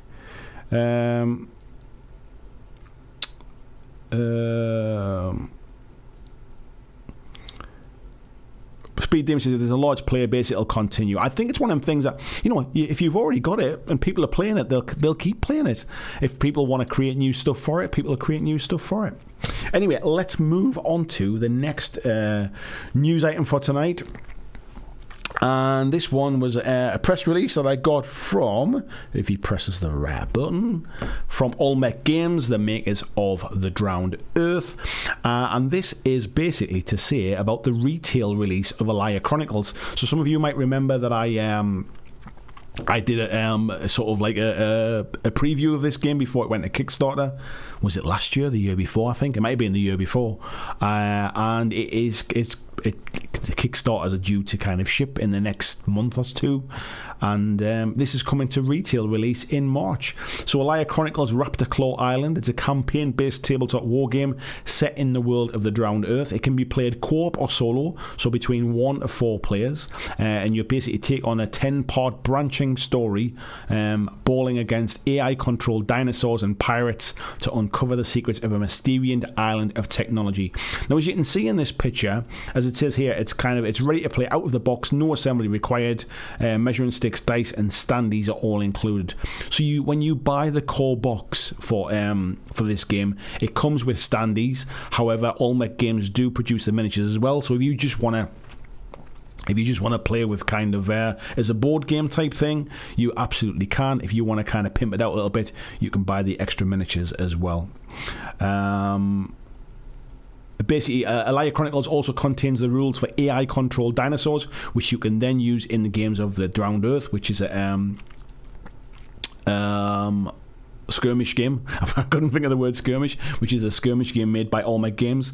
And it says, what's more, Alaya Chronicles is a great gateway product to the Drowned Earth. Not only are the rules very similar, but you can actually use Alaya Chronicles components to play your first games of the Drowned Earth. So if it's something you've been thinking about getting into, you absolutely can kind of do that. And of course, I'm sure the rules for Drowned Earth are free online as well. Here just shows some of the miniatures that you can get to kind of play the game. But for those of you that didn't pick up the Kickstarter and are looking for it for the release, it should come out in March. There's no prices being confirmed yet about pre-orders or anything, or any sort of RRPs or any precise timelines, but it is billed for release in March. So if that's something that you're looking for, absolutely, that'll be coming very soon. Let's have a little here. Silverstein, do they do Across the Dead Earth? I have that somewhere. It was quite good rule set. No, I think the Dead Earth is a different game, mate, I think. Must Contain Mini says, this is unfortunate. Things have to get destroyed after the license ends. I guess that's how business goes. Yeah, absolutely, mate. I think it's just one of those things. It's like people were complaining. I think they saw like some boxes in the skips at Games Workshop in Nottingham after they had the floods, and people were saying it's disgraceful, you should give them a charity and all this kind of stuff. And it's like, actually, if you're claiming it back on insurance because it was damaged in a flood, you're not allowed to give it away to anybody. You have to destroy it, because if it's okay to give to somebody else, then you can't claim on the insurance for it. So there's all sorts of kind of things like that. VJ saying that's great. Probably not going to get into it, but do like games coming with standees in the core box to help affordability. Yeah, I agree with that, mate, as well. Ed says, is Drowned Earth not metal minis? Yeah, it is metal minis, mate. Did I say something different there? I don't think I actually said, but yeah, the Drowned Earth is metal minis. Yeah, and I think Lord Maiden saying, I think it was Dead Earth Games. I think that's what they were thinking of, mate. And he's saying, yeah, it is. The base Alaya game has standees, but you can buy the models if you wish. Yeah, you absolutely could. You could during the Kickstarter, and they'll all be released alongside the core box here as well. Yeah, Ian says, and if in a flood liability is an issue, what it is dirty and someone gets sick, lawyer will love it. It's one of those things, you always see stuff online because people don't always know enough information to know differently, but somebody hanging over the fence taking photographs of things in bins saying it's disgusting, should give it to charity, should give it to kids' schools, all that kind of stuff, don't know how things work, basically, and unfortunately that's just how it is. Peter saying, yeah, I guess Mantic will have a clearance sale in the last week if anything's left. I would have wanted the teamwork cards, but they were gone already. Yeah, I assume so as well, mate. I'm sure there'll be some kind of like sell-off of bits and pieces. Anything is better than not at all, or maybe they'll give them away as kind of prizes or something like that, but they certainly won't be able to kind of sell them after the 31st. Right. The next item we've got to talk about tonight is a little bit about where we are. This one is about Carnivale and about so this one from TT Combat, Blood on the Water. This has been announced for quite a little while now, but over the Christmas period we got a bit more information about Blood on the Water, which is an expansion really for Carnivale. This was the cover. We haven't got to see this previously, so this is the first time we've seen the cover of Blood on the Water, which looks very nice. And it tells us a little bit about what's in the book here. So basically there's 60-something pages of new backstory, and it's divided up into 3 main chapters, each dealing with individual conflict. It has updated rules, so the Blood in the Water contains the full Carnivale rules with some tweaks and changes to keep things interesting. So I think what they've done is they've kind of not streamlined the rules, they've kind of tidied up a few rules that maybe kind of sort of tidied up a little bit, and it said rather than including a page or two of updates in the book, we figured we'd just put the full rules in. Of course, all these updates will be available for free in the digital rule book too. So if you have the old rules and you're not planning on buying this, the updated sort of couple of bits and pieces will be in there free online. It's also got some brand new rules which are part of this expansion, so it's not just updates. There's some core rules which are included, core additional rules, which it says that basically you don't have to play these extra rules. They're more for kind of like advanced players, people who've been playing for a bit longer really. And there's some kind of advanced scenery rules as well, like things like zip lines and boats. There's a new gang creation rules, so these are brand new to sort of give some customization to your gangs, and there's also some new scenarios as well, which there's 15 brand new scenarios split across 3 campaigns, and then there's also lots of nice new incredible artwork. It gives you a little bit of a flavour here about one new rule that's in this book, which is about Fortune's Favour. And for those that don't know, Carnivale is a very kind of narrative type of game. Think of it as kind of the closest you'll get to kind of an RPG miniatures game crossover. And this Fortune's Favour rule, essentially what it does is if you do something really kind of cool in the game and you can explain the kind of backstory behind it, you get this fortune token, which gives you an extra will point. And then basically you hold on to that token until your opponent or somebody else that's playing does something cool, and this token can kind of get passed about, and it kind of encourages you to do some like sort of cool sort of parkour moves, or maybe kind of a nice little kind of bit of story point. So because it's very narrative, that's the kind of thing that it brings in. So if you're into your very highly competitive games, maybe this is not one for you, but certainly if you love like sort of just playing out a story on the tabletop, this might fit right up your street. So I won't go into the rest of it in any detail, but just to let you know that is coming. Did it say? It just said it was coming soon. I don't think it had an actual date on it, but it had a lot more details. It said the book. I think it just said it was coming this year, basically, or early this year. So yeah. Sometime in 2022, but I think it's not a million miles away now. So keep an eye out for that. Let's have a little look, see if there's anything in the chat, anything folks are talking about there.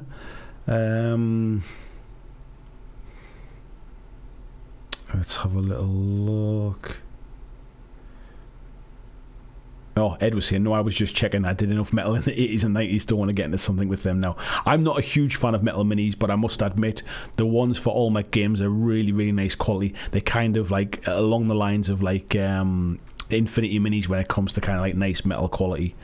Tiberius is in that infamous video of hundreds of smoke damaged Gibson guitars getting run over by a bulldozer. Yeah. So to give you an example, when I used to work for a wines and spirits company, one of my jobs was to taste wine, basically. So it would get shipped over in a tanker from, say, Australia. It would take a long time to get there. It would come into the UK. We would kind of take a sample of it to check its alcohol percentage, and so that it matched the labels that we'd had printed. We'd also do So we'd do the alcohol percentage check, and then I basically had to taste it to see if it tasted like what we were expecting. Did it taste like the right wine kind of thing? And if I decided that it didn't taste right, it basically got pumped down the drains. So there'd be about 60,000 litres of wine would just get pumped down the drains, and it had to get pumped down the drains because if any of it got offloaded sort of into a vat or anything like that, you had to go through a customs and excise meter, and you had to pay tax on every litre that came through it. So if you rejected it, there's no point sending it back. You can't do anything with that wine. If you rejected that wine, it got pumped down the drain. And you can imagine there's some very nice wines that, whilst they didn't taste taste like they were supposed to taste, but they still tasted nice, got pumped down the drains. So yeah, there's all sorts of weird things like that happens.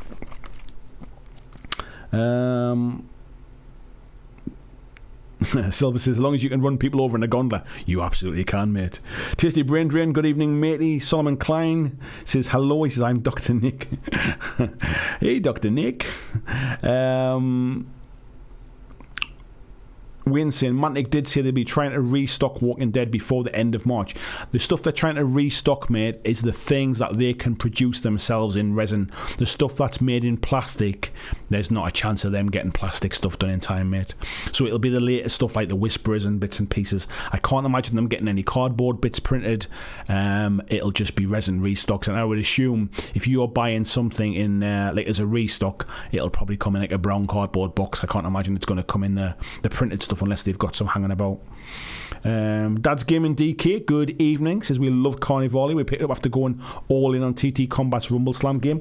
Was very fortunate. I got sent both of the Carnivale starter sets. So this is the smaller one, which you can pick up for about £28 now. And I also got sent the bigger one as well, which comes with this really nice, absolutely chock-a-block, full colour sort of rule book. So there'll be some stuff coming up on the channel in the not too distant future about Carnivale. But yes, I am looking forward to that. Let's have a little look. Christian saying, going home, going to bed, good night. I'll see you later, matey. And Tizzy Brindrin says, sorry to hear about the Walking Dead going kaput. Now, seriously considering a drive to Mobile. There's a store there which has lots for sale. Watch for it going on sale, mate. Because I wonder what happens. I assume the fact that they've already bought it from Mantic means they're fine to sell it on, I suppose. Camo, thank you very much for the donation there, mate. I've just saw that flash up on my screen. Thank you, buddy. Paul's going to have to drop off for the evening. Wife wants to watch one of the shows. We'll watch the rest tomorrow. Long live the Walking Dead. Take care, buddy. Thank you for dropping in. John, hello to you as well. Says patient Dr. Nick. Eisenhorn says, cheers, homie. Hello, Eisenhorn. Major Tom says, when you claim on insurance for lost stock, it usually becomes the property of the insurer. In a lot of cases, they will sell it on to retailers or as soiled or damaged stock. It depends upon the type of product it is, mate. If it's damaged because it's been damaged, like for example, the GW stuff was damaged because the drains burst. And I think when it's stuff like that, it's not a case of like sort of passing it on. It's kind of, you got fecal matter and all sorts of stuff involved in that. So yeah, it has to be kind of like skipped and destroyed, really. Peter says, your first spam. I'm so proud of you. It's nice, man. It's nice to kind of say that now and again.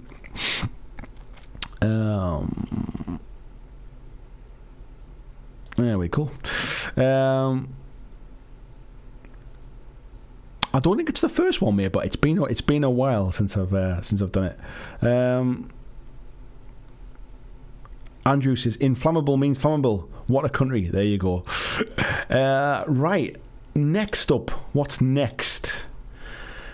The next thing I want to talk about tonight is Warhammer 40,000 Games Workshop. We've got some new plastic Eldari Guardians. Now, randomly, they're making a big deal about these being plastic. The Guardians were always plastic, so I was a little bit it was a bit weird. However, it is nice to see that we've got some new Eldari coming, or Eldar if you're kind of part of the old school gang. But yeah, the old Guardian squad says it gives many years of faithful service, but this new kit improves upon these veteran miniatures, providing more dynamic poses and more weapon choices and heads and bodies. Now, the models, Games Workshop models, are always very nice. I've got nothing bad to say about them. They're nice models. These are the original ones, so you can see they've still got that kind of very 80s, 90s aesthetic in their kind of the faces, very much like the old kind of elf looking things. But actually, in the grand scheme of things, they're not massively different. I mean, the new ones are nicer, but they're not like night and day different. I think this is the kit comes with the options to make either a squad of Guardian Defenders, including a heavy weapon platform, or a squad of Storm Guardians, which I think the old kit never did. And it says it's got a serpent scale platform. The latter deflects incoming fire, allowing your squad to stroll nonchalantly across the battlefield before slicing their way through younger races of the galaxy. So in one respect, it's a bit of a shame that the first kits that's getting a bit of love are a kit that is already in plastic. The positive thing is that it's saying here is that basically it's just the start. There'll be a weekly series of articles called The Path of the Preview, where we reveal even more new Aldari. So join us again on next Monday for another big reveal. So it looks like the Eldar this year, or Craft Worlds as they're called now, we'll be getting some updates, and a lot of those metal models, or the Finecast ones as they became over the years, will be getting replaced with some plastic ones by the looks of things.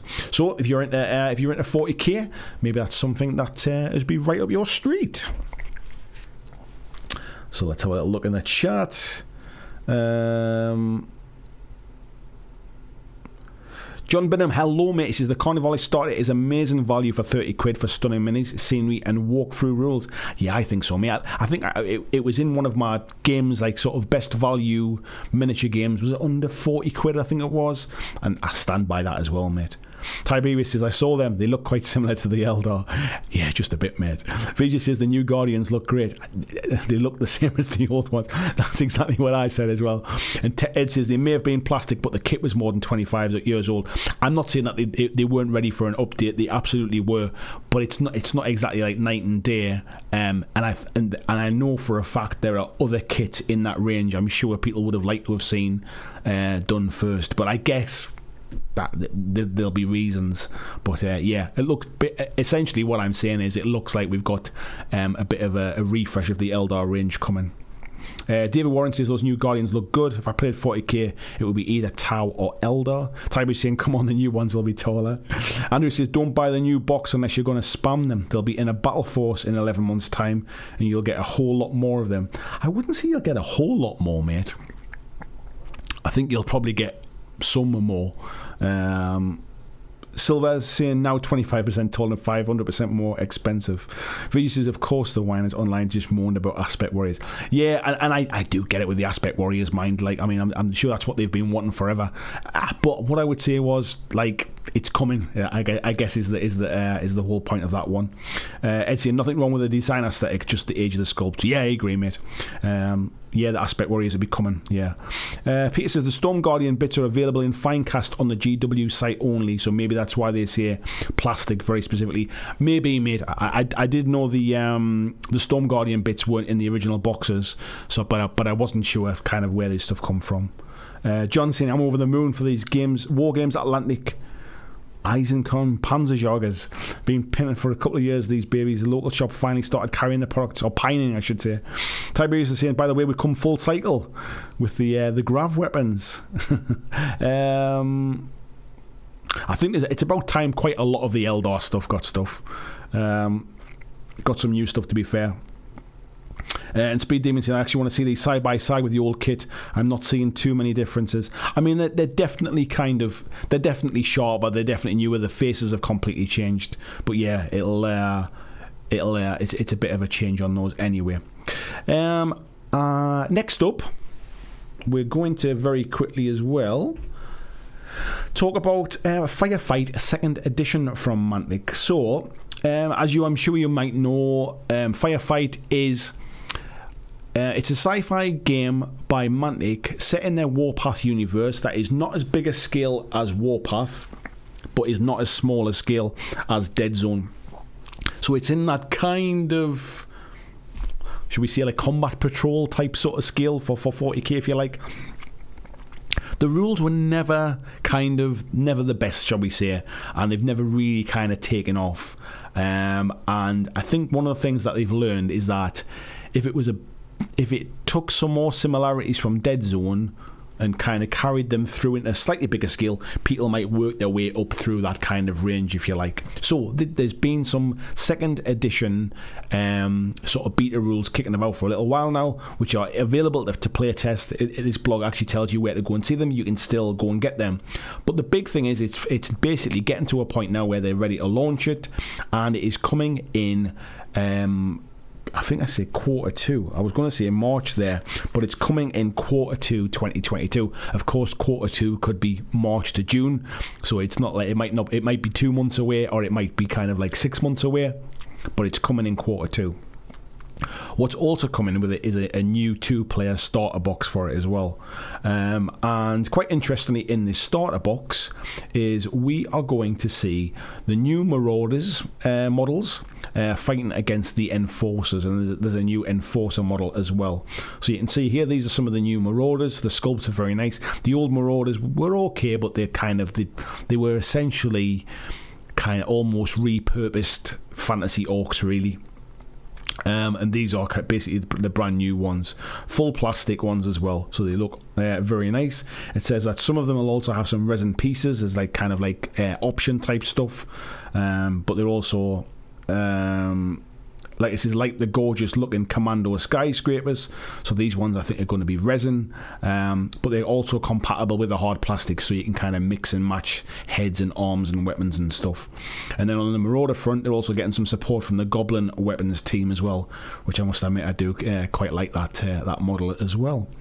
And it says that the Enforcers will also be getting some assistance to deal with those pesky Marauders in the form of a new Peacekeeper captain, complete with nasty looking phase claws.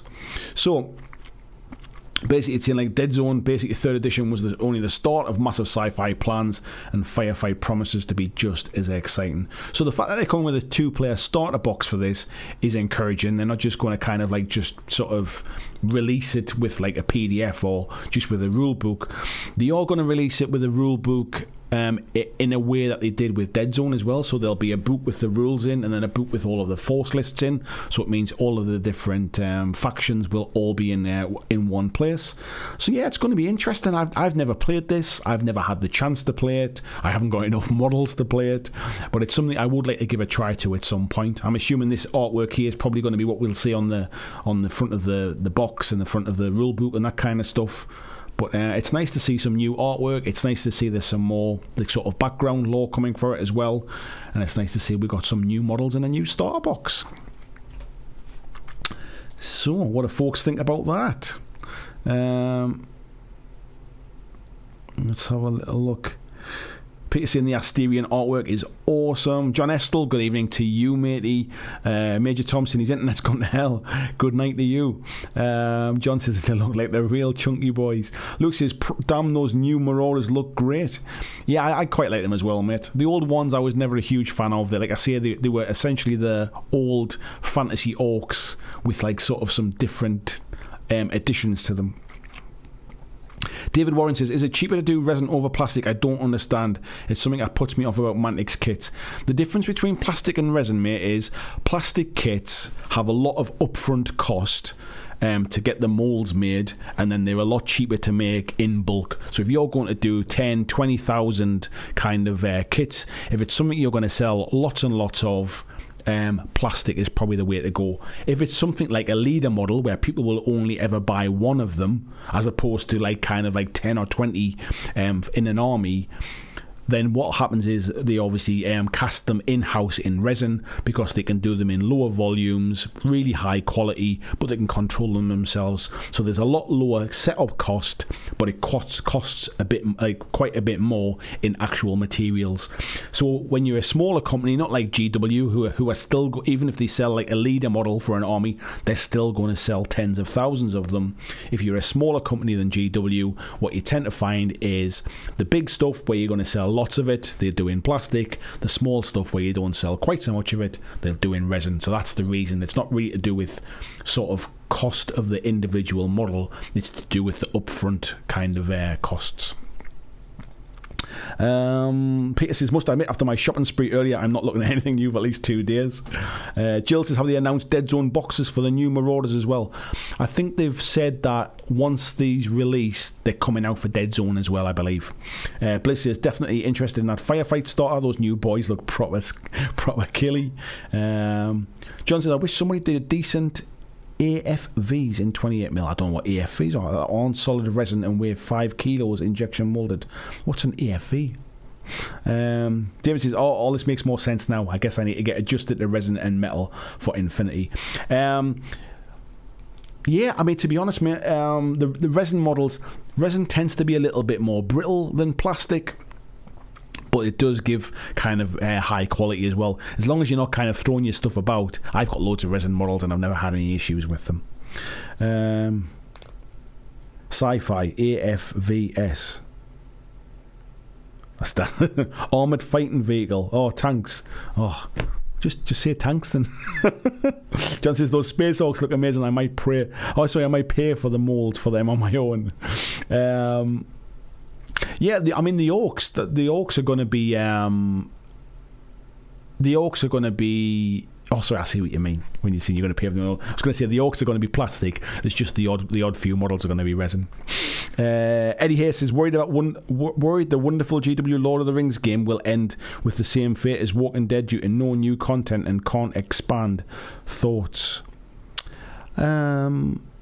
I've got no idea, mate. I don't see GW losing the Lord of the Rings license anytime soon. I guess it's entirely up to about how well it sells. If it sells, GW will sell more stuff. I'm sure they will. John says it's a good sign that they feel they can release it in the face of 40k. Yeah, I kind of think I've got a bit of kind of faith in them. They seem to be putting their money where their mouth is. They're not going to Kickstarter with this kind of stuff anymore. I feel like they've got a big enough audience. They know that Dead Zone stuff sells well, so those kind of plastic models will obviously sell through for Dead Zone as well. I think they're releasing them in Firefight first because they know some people who want them for Dead Zone will probably pick them up in the Firefight starter box. That will help shift some of them, helps kind of get the money back for the molds and stuff. So it kind of all makes financial sense from a business point of view, doesn't it? Eddie says, I wonder if the Lord of the Rings license expands to the new Amazon live action series. I think it depends. I mean, I think the license that they've got is with New Line Cinema, I think, isn't it? I don't think it's it's with the cinema company. If the cinema company own the TV series as well, it might well do. So the last thing that we want to kind of talk about as well, which some of you might have seen, some of you may not have seen. If we can go to here. For those of you into your video games and stuff, Steamforge Games have announced that they are obviously the company that makes Dark Souls, the board game. They are making Dark Souls, the role-playing game. So I'll just kind of play this video in the background there while we're talking about it. I've never played Dark Souls, the board game. I know some people love it, some people are not keen on it at all. There's a lot of kind of noise in the background about waiting forever for the releases of the Kickstarter. I think it was absolutely a huge Kickstarter and really did kind of catch them off guard, so that they didn't really I don't think they really planned on making quite so much of it. But that aside, Steamforge Games are definitely somebody that is getting into that kind of video game tie-ins. They're very much getting into the RPG world. Their Epic Encounter stuff that they're doing is compatible with 5th edition Dungeons and Dragons. It wouldn't surprise me if this Dark Souls role-playing game is compatible with D&D as well. Yeah, this might be something folks are interested in. If you're a fan of the Dark Souls game, you'll know a lot more about it than I do. But yeah, coming soon, as it says there. We've got no idea when that is, but coming soon. I'd assume with a lot of their stuff, it tends to go to Kickstarter. Now, will an RPG go to Kickstarter if it's mainly book stuff? Or will they be starting to tie it in with releasing kind of some of the models that they've already got sculpts for alongside it? Who knows? But yeah, I'm sure we'll know more about it in the near future. So that's it from a news perspective, folks. That's everything I've kind of got for this week. Do give me some feedback about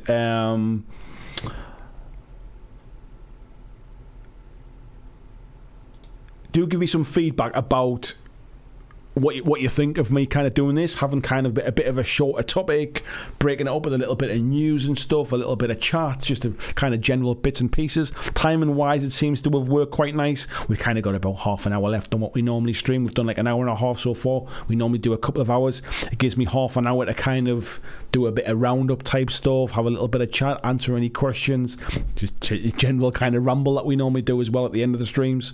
So yeah, let me know. Just give me some comments if you're watching this back later on. Drop them in the comments. If you're watching now, let me know. John Bingham says, wasn't there a Kings of War RPG Kickstarter?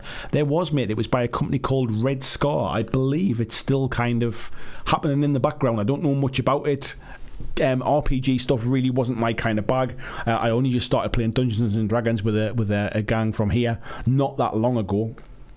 So at the time I wasn't really into the RPG stuff, so I didn't really stay close to it. But yeah, it'll be interesting to see when it does come out. John says, a couple of guys now a group who must have played more than half a dozen games of the Firefight beta and they're loving it. That's good to hear, mate. I've not played any of it yet. I haven't even had a chance to read the rules, if I'm honest. Peter says, I'm 3 kits away from completing his Lord of the Rings collection. Let them keep that license some longer. David Warren says, Dark Souls, the role-playing game, is the Dark Souls of role-playing games. It is that, mate. John says, yikes, -11 outside it. That is cold, buddy. Eddie says, good news, that new line is part of the upcoming Lord of the Rings series on Amazon. In that case, mate, it might well expand that way as well. I remember seeing a documentary with, I forget who it was now, it was one of the old GW guys, and he was talking about when they got the Lord of the Rings license, that basically the way that New Line Cinema broke up the license, they broke it down into loads of different parts. So for example, Games Workshop got the license for Lord of the Rings miniatures game, which means they could give somebody else the license for Lord of the Rings, the board game, give somebody else the license for Lord of the Rings, the video game, somebody else for Lord of the Rings, the lunchbox, somebody else Lord of the Rings, the water bottle. They literally kind of milked that Lord of the Rings license all over the place. But what it meant was the license was very, very specific to the miniatures game. So potentially, if they own the TV series as well, they might be able to do that. I assume they might have to kind of pay a bit more for the license, but I guess in GW's eyes, it gives them license to make newer models, expand the horizons, all that kind of stuff. Now for bacon. John says, great topic, love the discussions. Thank you very much, buddy. Thanks for the feedback. VG saying, I like this format, good stuff. Yeah, hopefully, I mean, as long as there's stuff to talk about every week. I mean, we've managed to get some news this week. As long as it's like sort of 2 or 3 topics we can talk about from a news perspective, it's great to kind of mix it in, and then we have like a bit of a shorter topic about something else. We can mix it up if there's something else that's going to take a kind of like a full show type thing. But generally, I think this is how we'll kind of keep things going. VGC, it feels like a streamlined version of what we already did. I think it's just me kind of starting to fine-tune things, mate, and just tidy things up and start to get like a bit of a theme to the show, rather than every Monday me just going, oh god, what am I going to talk about kind of thing. John says, only just joined at the end, but the plan seems good when there's several topics that wouldn't justify a whole evening. Exactly, mate, yeah. Andrew says, now time move on to the real discussion. Have you heard the good news? Bacon is right and good. Pierce says, I like this a lot, Andy. Beats sitting in one single topic that doesn't fit my bill. There's that as well. I mean, you're never going to sort of please everybody all the time, but I think if you know there's going to be multiple different things to talk about, there's kind of more of a reason to tune in. We've had some good numbers tonight as well, so thank you to everybody that's been viewing it tonight. I think we peaked at about 120 viewers, which is not bad for the first Monday back this year. Blizz says, these MCP boosters give no shortage of extra bases. I've got a bag about this big full of those bases, mate. John says, I think it's barbecue for me now as it's gluten free. Well, I'm certainly cutting back. I've put a pound of beef on over the Christmas and stuff. Probably a bit more than a pound of beef, but I've put quite a bit on over the Christmas. Too many cans of Guinness, I think, and too many nice bits of food. So I need to definitely have a little bit of a healthy kick now. Peter says it was the documentary was Rick Precy. That's what it was, mate. He said I saw it too. Yeah. Eddie says, well, we must have changed some because GW just came out with that Barlin's Tomb board game. We must have changed some.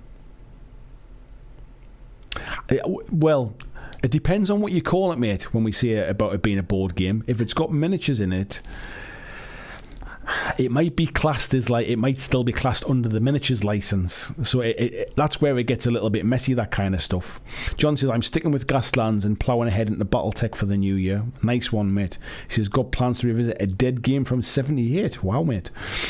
Speed Demon says, I think weekly news should not be too hard in this hobby. You'd be surprised, mate. Over the back end of last year, there was nothing. And especially through the COVID stuff, because things are getting delayed all the time. Outside of Games Workshop, other companies are not really like releasing stuff on that frequent a basis. Stuff's taken forever to get across from China. People are hesitant to announce things until they've got some kind of dates when they know things are on the boat and stuff. It's not as easy as you'd think, mate. Tony says, I'll grab a before shot of my challenge mini before I crack on. John said, hobby chats and discussions cannot help but go off on weird tangents. Oh yeah, I don't mind them going off on the weird tangents. It's more about having the stuff to tangent off from. Tasty Brain Drin saying, yeah, like the new format, thank you very much. Blizzard saying, crush that like button. Come on. I'm sure we can get that we can get them likes up a little bit higher than that. I'm sure we can. Fiji says, let's not talk about your pound of beef, mate. That's not a topic for a live stream. It's all here, mate. It's all around the middle. That's the problem. As long as there's time for bacon chat. Well, it's funny actually, because when somebody mentioned the other week about how Kaylee might not be enjoying the bacon chat being a vegetarian, I did think, oh, I wonder if that's kind of like, are there other people that literally turn it off when we get to the bacon bits? Busey says, sorry he's late in the night, got sidetracked with the darts. With the darts? How very dare you, sir. But yeah, so let me have a look down my list here. Have I covered all the things I wanted to talk about? I think I have. I kind of got a few changes to the channel coming up a little bit. I'm trying to get like a bit of a regular schedule of videos. I'm kind of not quite there yet, so I'll, rather than announcing something and then taking me a few weeks to get there, I'll announce it when I'm ready to go. But I've got some plans for this year really to get more regular and more consistent content up.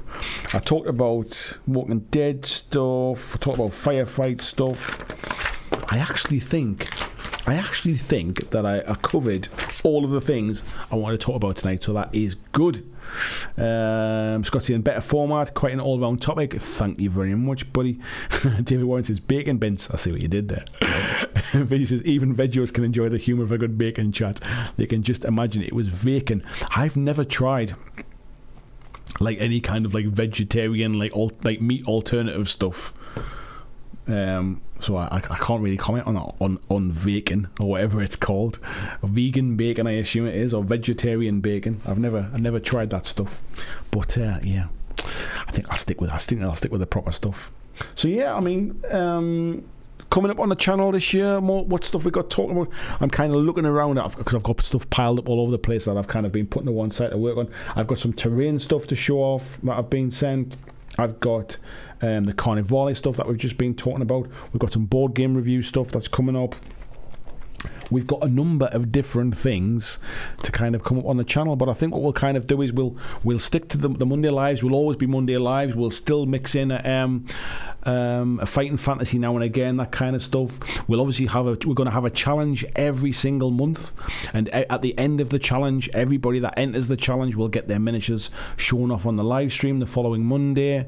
We will have what's the other things I was just talking about? We've got interviews coming up, so I've got some interviews lined up with people, and we'll have more kind of like how to build things and that type of stuff. So there'll be a good mixture of all the things that you enjoy. It'll just be a bit more regular and a bit more regimented, and a bit more organised now. So especially with a little one back at school after the Christmas break and stuff. Peter says, any New Year's prezzies you got that were gaming related? I don't get New Year's prezzies, mate. I got my Christmas presents, which I got a load of I basically got all my kind of like my Marvel Crisis Protocol minis that I wanted. I got a couple of like Marvel t-shirts, like a Spider-Man t-shirt and an Iron Man t-shirt. I got a Carnage Lego kit, like basically builds like Carnage's head. What else did I get?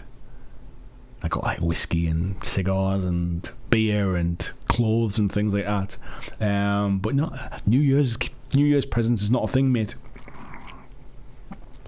Where are we up to? Busey saying corn sausage are okay for a change. I've never had corn sausage, mate. Blizzard saying you can make bacon out of vegetarians. John says, when I was veggie, bacon was a bit like homeopathic bacon. There was a memory of bacon within it. You say, how about a Blitzball this weekend? I can't this weekend, mate. It is my how do you say it? My in-laws, like my mother and father-in-law. It is their 50th wedding anniversary this weekend, and all the family's going out for meals this weekend. So unfortunately, I can't this weekend, buddy. But we'll definitely have to. We'll diary something in. Let me have a look and see which nights I've got free coming up, and I'll give you a few options, buddy. But I definitely want to have that game. See, the rest of January is a bit busy. Oh, sorry, but I definitely can't do it this weekend. But let's plan it for February. Then let's put it in the diary and get it stuck in there, mate. Tony said, I got a couple of boxes of minis from Blacklist Miniatures for Christmas present to myself. I never buy myself kind of like Christmas presents because I kind of buy stuff during the year if I want anything. And then the stuff I get at Christmas tends to be stuff that I like. If I get miniature stuff for Christmas, it's because I've asked for it. So, David, hello mate. He says, I like this format a lot. I think it feels more balanced than the long format subject, unless a good idea comes along. I think sometimes the longer ones work well for certain topics that I want to kind of talk about, which might be like, you know, like how to get into a certain game, which are obviously a lot more long form stuff. But I think generally we'll probably get the topics down to about half an hour. We'll have about half an hour of news. We'll have generally kind of like half an hour of general random bits and pieces and greeting people and that kind of stuff. And then we'll have the last kind of half an hour of just basically like wrapping up, answering any questions, talking about next week, what's coming up in the channel, that kind of stuff. And I think that's really how we'll do it going forward. It seems to have kind of worked all right. My little graph that's on my screen here, which kind of tells me how many people were in the chat at any given time. From the point when we started talking about the main topic, we went up to about 100 people. We kind of held that through the news up to about 110 there, and then when we started talking about bacon, it's kind of gradually sliding down a little bit now, but that's all right. We're coming up towards the end, so no worries.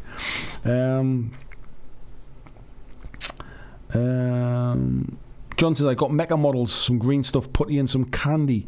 Not proper Christmas if I don't get a model kit. Tony's saying, maybe you could stream your Blitzball game live. If folks are interested, we could do. I mean, it's on Tabletop Simulator, so it's not like miniatures or anything like that. We are going to record like a podcast episode together as well after we've done it though, so maybe we shouldn't do it live in that case. Andrew saying, hot wire foam cutter, the tool I'll never get to use because I'm too busy with other things. It's one of them things where you think, oh, that'll come in really handy, and then you never ever get it out. I do need to get a new kind of nozzle thing for my airbrush. So the airbrush I've got, it's the nozzle part is kind of like free floating, and I think at some point I've obviously pushed it a little bit too hard with the cleaning tool, and I've split the end of it. So I need to replace that nozzle. I think they're like 15 quid for a new nozzle for it. I now know why I kind of like I never used to buy expensive airbrushes. John said, I also got $100 in a chunk of my brother-in-law's homemade hash, like 10 grams. Nice, mate. Oh, hash. I was thinking like kind of like corned beef hash, which is like food. I know what you mean now, mate. Peter says, is the vegetarians quietly slipping out after hearing the veggie bacon plan? That's what it was. Peter says, yeah, if people would like to watch us play Blitzball, I'll be in for that, as long as people know it won't be G-rated. Exactly, mate. We might need it not to do that one live on YouTube. We might put that one somewhere else, eh? But yeah, I've kind of got a nice little kind of selection of models here that are ready to get primed and get painted up, which are my Marvel stuff. But that's hobby stuff. Work stuff is all over there, ready to do it. So yeah, I've got some plans for all of the different challenges for the rest of the year. Like I say, I've done about 8 or 9 of them. I might move the order around. I want to contact a couple of people about certain challenges that I think might work well at certain times of the year. Yeah, I'm enthusiastic about this year. I'm not, as I'm talking about, John says 10 grams of corned beef hash is barely a mouthful. That's what I was thinking, mate, when I first read it. I thought, that doesn't sound a lot. And then I realised, oh yeah, not that kind of hash. You can tell I live a sheltered life, mate. Toby says, I'm vegetarian. I see bacon chat for the fragile masculinity that it is. Definitely, mate. Video says there will also be frosty beverages consumed too, so expect the unexpected. Exactly, buddy. I think we're going to manage that one. What was I just talking about there? Yeah, I'm excited for this year. I'm not really setting any kind of like targets or anything for the channel. Obviously, one thing I'd like to do is grow the Patreons. Patreons is kind of the main source of kind of what manages to keep this ticking over, and obviously pays me a wage, shall we say, a wage. So that, yeah, that's I'd like to be able to do that, and I guess the best way to grow the Patreons is by getting more people interested and convincing people that I'm doing a good job, kind of thing. So that's where my focus lies. But yeah, I think if I can hit 20,000 subscribers this year, I think that will be a nice little end to 2022. And again, I can't make people subscribe, so it's not something I can control. But I can make regular content. I can make good content. And I can make content that people want to watch. So that's the plan. That's how I want to try and kind of see this year out. So yeah, we'll see how that goes. Tizzy Brindrins is live streaming the Blitzball game. Sounds cool. You say that now, wait till you hear what we talk about. But I think that, to be honest, folks, I think it's probably as good a spot as any to start to wrap it up. So stay tuned. Should be more videos coming this week. We will be back again next Monday for another Monday night live stream. We'll have a little bit of a topic and a catch up on the latest news and stuff. Don't forget, if you didn't manage to hear the announcement about January's painting challenge, I will put something in the Facebook group tomorrow, so you'll be able to see that. And if you've got any questions about it, feel free to ask. It's meant to be to encourage people to paint stuff. It's not meant to be there to kind of put people off or to stop them painting stuff like that. So, take care, folks. Enjoy the rest of your week. If you're back to work tomorrow, don't work too hard. If you're in the Patreon, I will see you in the Discord chat. We'll have a chat the rest of this week. And if not, I will see you next Monday. So take care, folks. I'll see you then. Thanks for watching my video. I hope that you really enjoyed it. And if you did, why not consider clicking on the suggested video below to see more of the work that I've done.